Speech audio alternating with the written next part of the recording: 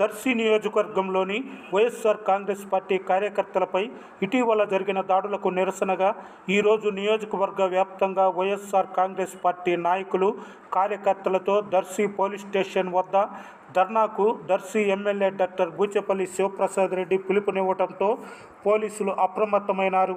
MLA Buchepalli Sivaprasad Reddy, ZP chairman Buchepalli వెంకయ్యమ్మలకు ఈరోజు తెల్లవారుజామున నోటీసులు ఇచ్చి గృహ నిర్బంధం చేశారు.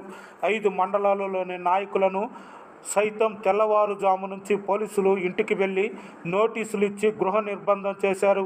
5 మండలాల నుంచి నాయకులు, కార్యకర్తలను దర్శిలోకి ప్రవేశించకుండా పోలీసు పటిష్ట నిఘా ఏర్పాటు చేసి ఇక్కడకు రాకుండా నిర్బంధించి వేస్తున్నారు. పోలీసు బలగాలను దర్శిలో పెద్ద ఎత్తున మోహరించి ఎలాంటి అవాంఛనీయ సంఘటనలు జరగకుండా ముందస్తు జాగ్రత్త చర్యలు తీసుకుంటున్నారు.